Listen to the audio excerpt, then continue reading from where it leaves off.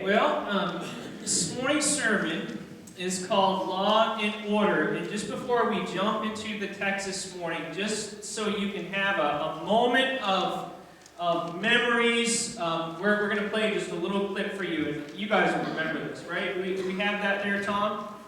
All right, play it there. Yeah, remember that music? There we go. Yeah, we can hear it.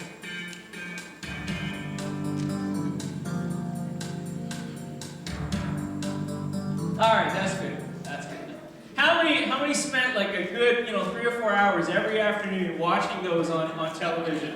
And then there was the reruns, and then there was the reruns of the reruns. And I remember my parents watched that show all the time growing up. Thought you might appreciate that little bit of music this morning. We are in week 3 of our study that we're just kind of entitling this story. What we've looked at so far is week 1, the very first week, we talked about sin. And how sin entered into our world and really just catapulted everything. And just made everything a disaster. And everything that was perfect, or was perfect in the garden, has now just taken 180-degree turn. And everywhere we look, whether it's in your marriage, or another relationship, whether it's in a family, your work, everywhere we look, you watch the news, what is very obvious to every single person, Christian, not Christian, is that there is sin in our world. That there is a problem that we have that shouldn't be there. And so that was week 1. And then we talked about the second week about a guy named Abraham. You guys know Abraham. But it was through Abraham that God called him away from his homeland and began to work in his life to fix this problem of sin. And I think, as I said those weeks we were talking about this, one of the most incredible things is that God didn't just step away from this whole mess that we created and say, good luck, see you later, but that he came down in all of his holiness and all of his perfection and said, you guys have made a mess of this, but I am going to step in and provide a way that it can be made right. And he starts to do that through Abraham's life. And Abraham had 3 promises given to him. And we talked about those. Number 1, that God would bless him. That all the nations of the world would be blessed through Abraham. And the other big promise there is that there would be a people, a lineage that would come out of his line. And that group of people, as we know, becomes the nation of Israel, which is who and where we're going to be talking about this morning. Just before we jump into our passage, we just want to do a quick sort of catch up to where we're going to be at this morning. Abraham eventually had sons, and his sons had sons, and pretty soon we have a nation, a big nation that is beginning to form. And that nation, because of a famine, ends up, or the people, before it was really a nation, ends up in Egypt. And as they're in Egypt, the people continue to grow. And you remember, Moses went to Pharaoh, and Moses said to Pharaoh, what did he say? Let my people go. And eventually, after a big whole thing, God is working, God is doing a great thing. And Pharaoh does reluctantly let Israel go, let that people group go. And now, as he's part of the Red Sea, they are walking out through the Red Sea into the middle of the desert. And that's kind of where we pick up the story this morning. And I would love for you to turn, if you have a Bible, to Exodus chapter 20. Exodus chapter 20. And, I got some of those slides. Let's see how this works here. And the thing is, I made up these slides, and I forget even what slides I made things up for. But anyway, Exodus chapter 20, and this is an important passage. This is kind of the next step in our understanding. And I just want to read to you a couple verses here, okay? Exodus chapter 20 and verse 1 says this. Okay, they've gone through the Red Sea. It says, the Lord spoke all these words, saying, I am the Lord your God, who brought you out of the land of Egypt and out of the house of slavery. So now, this is important. This is important. God has brought them across the Red Sea. He has brought them out of slavery. He has brought them out of under the control of the Egyptians. And he says to them, I am your God. I am your God. He says to them in a passage previous, the same thing. He says, I am your God. He adds something else. He says, and you shall be my people. I am your God. You shall be my people. Now here's the thing. When the guy who just parted the Red Sea says to your group now, your nation Israel, I will be your God, you're saying, yeah, absolutely. You will definitely be my God. And then when he says to you, you will be my people, he says, absolutely. We would be happy to be your people. And in fact, that was pretty neat what you did there with the sea. We'll go with you. We'll trust you. We'll follow you. If you can do those kinds of things, wherever you want us to go and do whatever you want us to do. But I will be your God, God says to them, and you shall be my people. Now this is important because we have to understand that saying, that sentence is an unconditional sentence.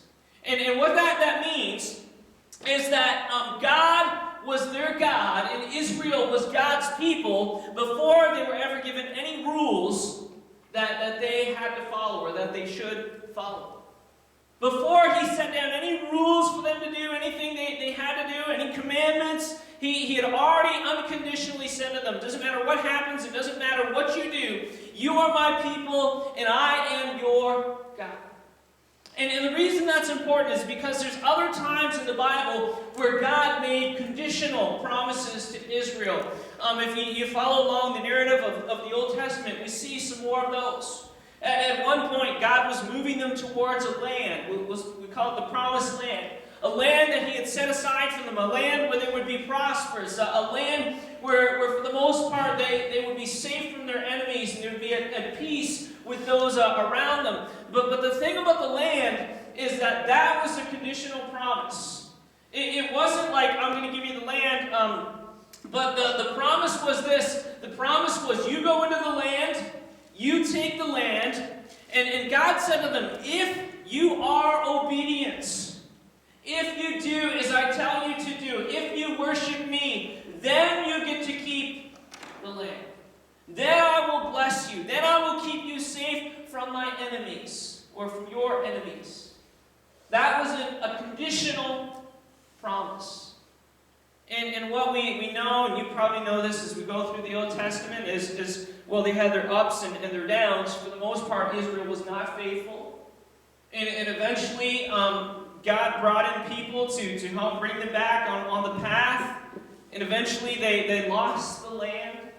And so that was an example of a conditional promise. You do this, then I'll do this. But the promise that God makes to them in Exodus is very different. God says, it doesn't matter what you do. I will be your God, and you will be my people. Maybe the best instance or the best example of that we could think about kind of in today's culture is simply with a parent and a child. If you've had problems with your child and your child's made some really bad choices, really poor choices, you might say to them at different points, it doesn't matter what you do, I will always love you. I will always be your parent. I will always care for you. I will always watch over you. It doesn't mean I'll support all your choices. It doesn't mean, a bunch of other things, but it doesn't matter what you do. I will always be your mom. I will always be your dad. And that's what God says to Israel. You will be my people. I will be your God. I will be your God. You will be my people. Now, that's the beginning point of all this. If you, when you grew up in church, did you find that there was a lot of rules that you had to follow? Isn't that funny? Anywhere you go in life, a lot of different places, there's rules. And some people, when they read the Bible, it's like, it just seems like there's just a lot of rules, a lot of things that we have to do, a lot of laws, a lot of commandments that God has set forth for us. And then when you jump into the Old Testament, and you really start kind of digging into them, what you start to realize is that a lot of them don't even make sense. A lot of them don't even seem to, anyway, make sense in our culture, in our context. And it's like, well, why would God say this? Or why would God say that? The other thing that you may notice about the Old Testament is kind of hard when it comes to rules is simply this. God seems to be harsh when it comes to rule breakers. Have you ever noticed that? We'll read a story about somebody who did something that was sin, somebody who stepped out of line, and God's reaction and how God dealt with that. We're like, man, that seems really, really harsh. That seems really hard. That seems like an overreaction. In fact, some people have walked away from faith, and some people even, whole Christianity, because that God of the Old Testament that we read about, the way he reacted to things, it doesn't seem very loving, doesn't seem very kind to people who break the rules. And what happens is, in the Old Testament, when Israel is God's people, and God is their God, God gives them a set of rules. God gives them a list of rules, things that they need to do, things that are that they need to follow, how they ought to worship him, how they ought to treat one another. And in fact, one of those lists of rules is found in Exodus chapter 20 in the Old Testament. You remember Moses went up. You probably heard this before, but Moses was the first one to download the tablet in the cloud, and I forget how that goes, but anyway, you've seen it on Facebook, I'm sure. But Moses goes up the mountain, and he comes down with these stone tablets, and we call them the 10 Commandments, the 10 rules that God gives to the people of Israel. We're just going to read them very quickly. They're in Exodus chapter 20, and in verse 3. We'll start in verse 3. Rule number 1, you shall have no other gods before me. Makes perfect sense. Rule number 2, you shall not make for yourself an idol or a likeness of what is in heaven above, or on earth beneath, or in the water under the earth. And in other words, no likenesses or graven images. And I'll just, a little rabbit trail here, say something about that. Sometimes we see pictures of Jesus today. I think we have a couple hanging in the church here somewhere. And that bothers some people because of this verse. What I'll say about this verse is in Bible times, if you had a wooden image of something or someone, that basically meant that you worshipped it. Okay, you would make an idol or a representation of your idol. We don't think the same way today. Just because we have a picture of something doesn't mean that we worship it. But it did in this time. And so God says, don't make any likenesses of the sun or the moon or the stars or anything like that, because that means you're worshiping something other than me. He says there in verse 5, you shall not worship them or serve them, for I, the Lord your God, am a jealous God, visiting the iniquity of the fathers on the children, on the third and fourth generations of those who hate me.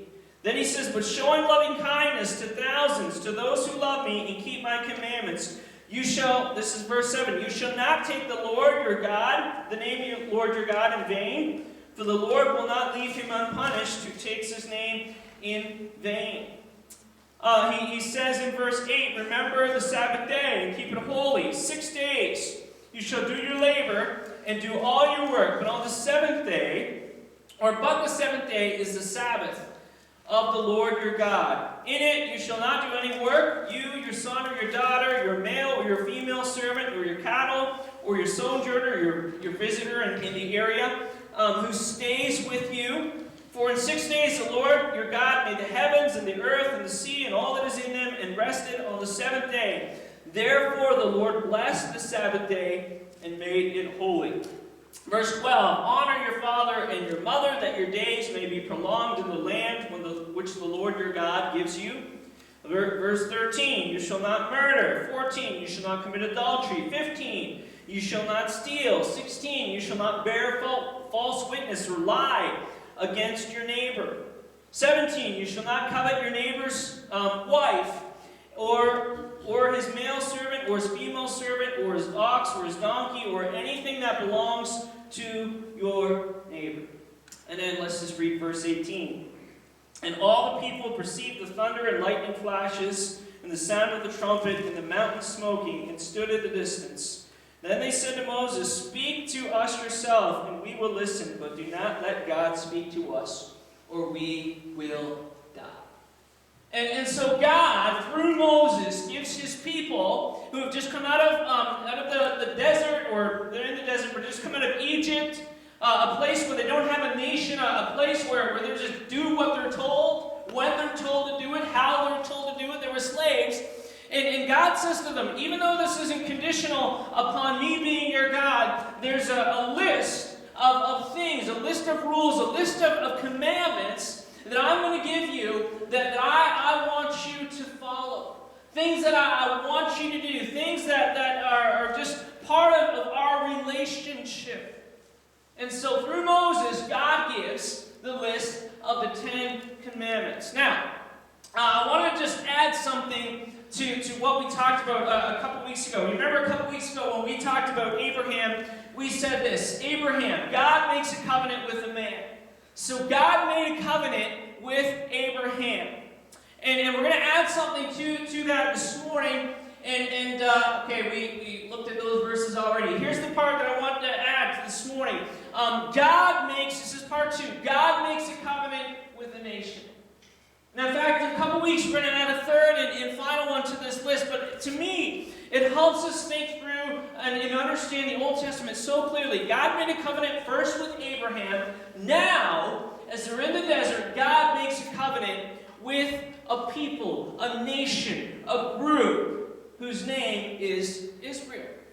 And just as we said that you can't jump into Abraham's covenant because God made promises to Abraham that he has not made to you, and you can't sort of be a part of that, at least in a strict sense, and say, well, because God said this to Abraham, it must be true for me. You can't do that. It doesn't make any sense. Just like we said about Abraham, we need to understand, and we need to say that about Israel. God made a covenant with the nation of Israel. There's things in that covenant, things in that agreement that God has set out specifically for the nation of Israel that are not meant for you and that are not meant for me. Now, I'm going to tell you something that's just going to get under your skin. I know it is. And in fact, when I told my wife this morning that I was going to say this, she just kind of looked at me and she said, "You better be careful." I don't know if she actually said that, but that's what the look said. And she said that you'd better explain that. And I will explain it, but you need to hear this, okay? Prepare yourselves. You do not have to follow the 10 Commandments. Think about that. You do not have to follow the 10 Commandments. And here's why. The 10 Commandments are given to the nation of Israel. The 10 Commandments are part of a relationship, part of a covenant between God and Israel, not between God and you. And as much as you probably were told that you had to follow them in Sunday school, we'll talk about why in just a second, and as much as preachers have probably stood on the stage and behind a pulpit and said, 10 Commandments, 10 Commandments, 10 Commandments, you do not have to follow the 10 Commandments because the 10 Commandments are an agreement or part of a covenant that God made with the nation of Israel.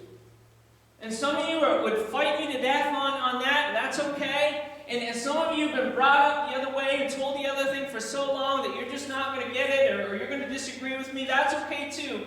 But I'm telling you, the 10 Commandments are not for you. Now, here's the next part. We read through this already, so I'm just going to skip over this. This is just the 10 Commandments, and we just read them from the Bible. This is important, okay? God, or Jesus, gives us 2 commandments. And so you are part of what we call in the New Testament a new covenant that replaces the old covenant, okay? So you have 2 commandments that replace the 10 commandments. And so Jesus took the 10 commandments and he reduced them to 2 for you and for me, and this is a part of what we fall under. He says, here's the 2 commandments. You shall love the Lord your God with all your heart. I'm summarizing, paraphrasing. He says, you shall love your neighbor. Now, I'm not condoning that you go out and murder someone. I'm not condoning that you just go out and say, well, Pastor said that I didn't have to follow the Ten Commandments, so yeah, okay, here we go. It's going to be a great day. What I'm saying is that is a covenant that God made with Israel. And the covenant that God has made with you, we'll talk about this in more depth in a few weeks. The covenant that God has made with you and the covenant that God has made with me involves 2 commandments, which is actually a lot harder than following 10. He says, love your God and love your neighbor. Now, when you really break it down and you really think it through, what becomes clear is that the 10 Commandments of the Old Covenant, of the Old Testament, really fall under these 2 rules. In other words, Jesus says, love your neighbor. Well, if you love your neighbor, you're not going to steal from your neighbor, right? If you love your God, you're not going to take your God's name in vain. If you love your neighbor, you're not going to lie about them. You're not going to covet something that they have because you want it. And so what I'm saying is not to go out and break the 10 Commandments. What I'm saying is there's a distinction. And God has said to you, and God has said to me, this is the 2 commandments that you have to follow.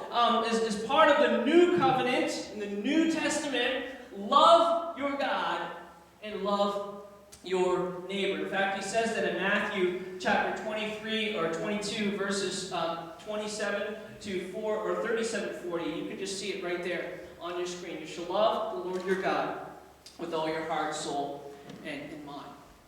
And so when we think about Old Testament, the reason I bring this up is because people, when they start reaching back into the Old Covenant and trying to bring parts of it into the New Covenant that we have in the New Testament with Jesus, we end up with little bits and pieces, and we end up with bad theology, and that's just bad teaching, bad understanding. Theology is. We end up sort of taking bits and pieces of here and trying to mix and match it and put it together, and we end up with something that isn't very biblical. And so it's important to understand that as much as the 10 Commandments are given to the nation of Israel, and you don't have to follow them, God says to Christians, God says to His followers, you shall love your Lord your God, you shall love your neighbor. Think about that and ask yourself, what does that require that I do as a person? And in fact, throughout the Old Testament, the nation of Israel was big on laws, big on rules. It started with 10. And then, in fact, if you read closely through Leviticus and Deuteronomy, you'll see that 10 is just part of it. God had a whole bunch of rules for Israel. He gave them rules about how they ought to treat one another, more specific rules. He gave them rules about how they ought to deal with property disputes and other disputes with their fellow man. He gave them all sorts of rules about what they should eat and what they shouldn't eat. And we don't like those ones. Like everybody likes pork, right?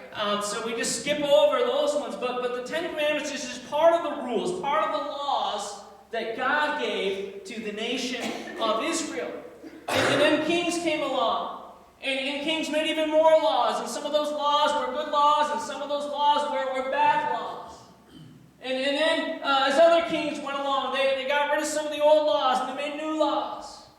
And in fact, when you reach the New Testament, what we know is that Israel, the rabbis, the religious teachers, they had over 600 laws that were supposed to govern the people of Israel that were just a scattered people living under Roman rule at that time. They had 600 laws. And so it's interesting. Just one example, you've probably heard this before. God says, honor the Sabbath. By the time you get to the rabbis and the Sadducees and Pharisees in the New Testament, they had at least 30 laws governing rules about the Sabbath. So God says, here's one. They said, well, let's get more specific and let's talk about this to death. Churches love doing this. Let's talk about this to death, and we'll figure out exactly what that means. And so they had over 30 laws about things that you couldn't do and should do on the Sabbath. And God's like, well, I only gave you one, so I don't know where these other ones came from. And so God gives us a new covenant, and He says, love your God, love your neighbor. But Israel loved rule and laws. Now, I want to talk about rules and laws for just a moment this morning. And why do we have them? Why are they important? Well, for a couple of obvious reasons. Rules establish order in the midst of chaos. Can you imagine life? Can you imagine Canada without any sort of rule, without any sort of law? We talked about this a little bit a few weeks ago. I think the very first week. Can you imagine trying to drive somewhere? Like, well, no, this is my side of the road. Well, who says it's your side of the road? In fact, there's nothing that says that. A stop sign. What's a stop sign? I don't feel like stopping. You didn't feel like stopping either. That's why we collided. And so rules, whether it's in a driving or anything, any place, rules establish order and stability in the midst of chaos. Can you imagine if we had no rules and you woke up one morning and found out that the neighbor borrowed your vehicle and you would call the police who would be obsolete because why do you need them? And if they were there, they would say, well, we can't do anything about that because there's no rule or no law that tells us what is allowed and what isn't allowed. And so rules are important. And yes, sometimes we make too many rules.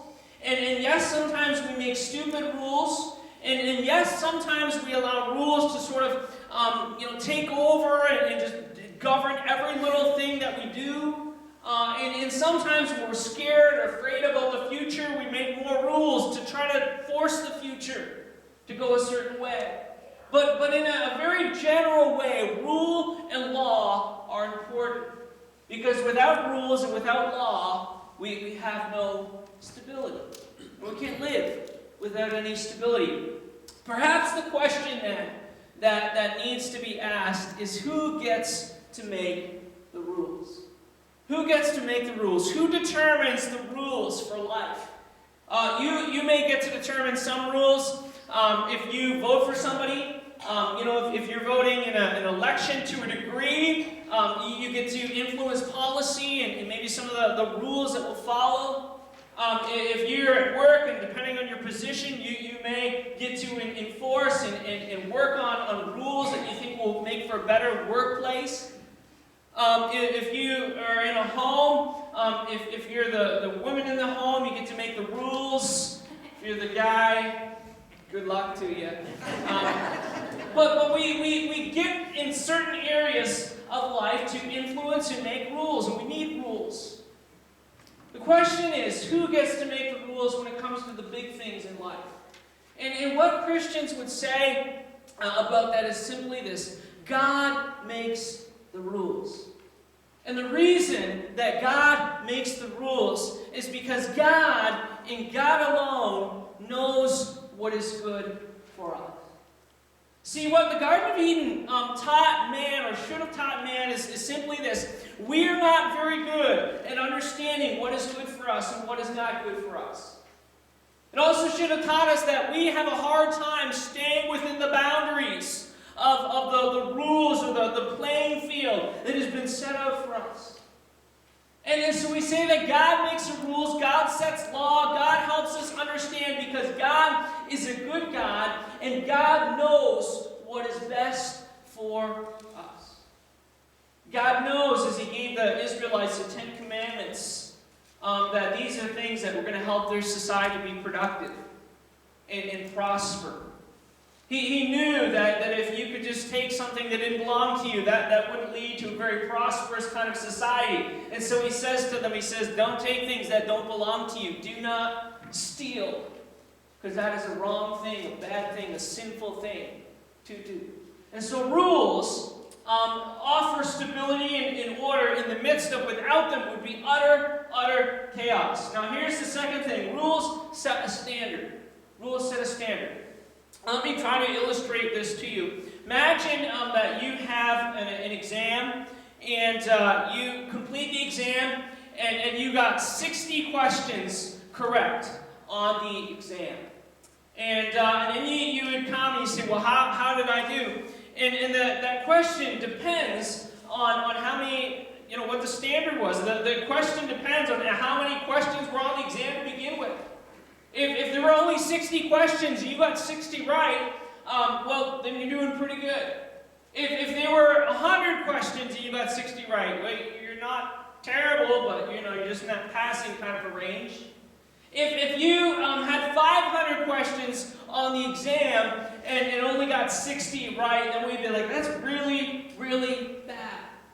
And so one of the things that rules do is help us see, help set a standard, help put something that we can work towards. And in Israel's case, God knew that they would never be able to keep the Ten Commandments. God knew that they would fail. God knew that they would mess up. God knew that somebody would steal. God knew that somebody would covet something that didn't belong to them. But one of the things that rules does is help set a standard so we can see and measure where we are at. So you might think you're a very, very good person until someone shows you the standard of good. And you're like, wow, that's the standard. I'm not very good at all. You might think you're doing pretty good until somebody says, well, look at that person over there, or this is what's expected of you. And you're like, wow, I didn't realize that. In fact, I need a lot of help. And that is one of the points of law and rules, is that the law was given to Israel so that they could see how much they needed someone to save them from their sin. They needed to see how far short they fell of keeping the rules that God had set out for them. And so one of the things that the law did for them and does for us even today is expose our need for someone to save us because we are not good people. Because we are incapable of keeping the perfection, the holiness, the laws that God sets out for us. And so rule is important, as much as they're frustrating sometimes, and we're like, oh God, He just wants to take all our fun away. Rule is important because it gives us stability, and it also helps us see just how short we fall. Now, I want to look at a couple of verses here, and the reason I want to look at these verses is because there's a couple of things that law cannot do. And this is important too for our understanding. There's a couple of things that rules and laws and legislation and all these things cannot do for us. And that is that they cannot change the heart. See, you could set up a rule that said, Brent, if you did this, this is going to happen. And I'm like, well, I better not do that because I don't want to suffer the consequences. And so law can change our external behavior. Law can say, I'm not going to go over 50 because if I go over to 50, I'll get pulled over and get a ticket, and I don't want a ticket. So law can change our external behavior. You know what the law can't do? The law can't change our hearts. It can't change our hearts. And that becomes a problem. It's a problem for us. It's a problem for Israel. It becomes a problem. In other words, you can make someone not be greedy by telling them they have to share and divide things up equally, but you can't take away somebody's desire to be greedy. You can't legislate that. You can tell somebody that they ought to forgive and put a bunch of rules and a whole process in place of what forgiveness looks like, but you know what? You can't force people to forgive. You can't make them want to forgive. You might even be able to force the words to come out of their mouth, but you can't force them to do it in their heart. And this is true of Israel. This is what happened with Israel. Now, I just want to read these verses to you. They're up on the screen there. Let me just read a couple of them to you. Isaiah 29:13. So this is going on. Israel's been in the land. Isaiah says this, then the Lord said, because this people draw near with their words and honor me with their lip service, but they remove their hearts far from me, and their reverence for me consists, do you see those last two lines? Consists of commandments or rules. Think about that for a minute. What God is saying is you've got the law, you have the Ten Commandments, you have the rules, you have the ways that you're going to worship me. They have to go in and offer a sacrifice. That's part of it. And God says they're actually doing all those things, but He says their hearts are not in it because rules and law cannot govern the heart. And God says their reverence or their devotion to me has nothing to do with how they feel inside, but he says it all has to do with commandments and rules. And so while the law plays a purpose, the law is not perfect. It has its deficiencies. And while it can force some external behaviors, what it cannot do is change the heart. And this is the case, at least at this time, in Isaiah for Israel. Let me show you another verse. We'll actually come back to this verse in just a couple of weeks as we move forward in our series. Jeremiah verses 31 and verse 33. But this is a covenant which I will make with the house of Israel after those days, declared the Lord. He says, I will put my law within them and on their heart, and I will write it. And I will be their God, and they shall be my people. You know what God is saying in Jeremiah? He's saying simply this. There's a new day coming where laws will not be written in stone, but it will be imprinted on the heart of my people. There's a day coming where the law will be gone, at least in a way. And he says that the new covenant will not be made up of stone tablets. It will be made up with me in living in people's hearts, imprinted, changing them, transforming them from the inside out. So rules and law do play a role, and they did. That's the end of the slides. They did for Israel, and they're important for Israel, but they couldn't transform Israel's heart. They couldn't transform Israel's heart. This is what I want to leave you with this morning as we sort of think through this issue. You may have grown up in a home or a church or a relationship of some kind where there were a lot of rules. There was a lot of do's and a lot of don'ts. Don't run, these are just a few from my childhood days. Don't run in the sanctuary. You know how many times I was told that as a bouncing, enthusiastic young boy? Don't run in the sanctuary. It's a rule. Don't wear a hat in the church. In fact, if you're from a little further back, you would see do not wear, like you have to wear a hat in the church. Rules, rules, rules, rules. And rules aren't always bad. They have their place. They have their purpose. And sometimes we see God as like some sort of guy who just sits up there and makes up the rules and says, this is how it goes.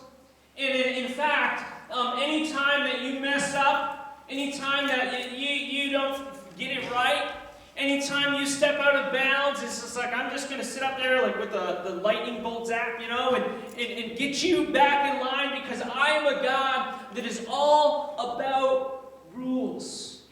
And here's what we need to know and you need to understand is simply this. God is not about rules. God is about relationship. God is about having a relationship with you and a relationship with me. And as much in Israel's history, rules played a role and they were there for a purpose. They were there to help govern life. They were there to make things run smoothly. They were there to ensure the community got along. Just like it played a role, they do play a role today. I mean, we have rules. Rules in a church are things we can do and things we can't do. You have rules in your home, rules at your work. We have rules too. But God is about relationship.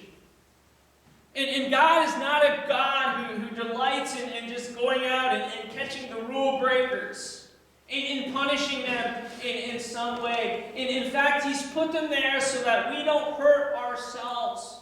He's put them there so that we don't hurt other people that we care about. He's more than a God that is all about rules.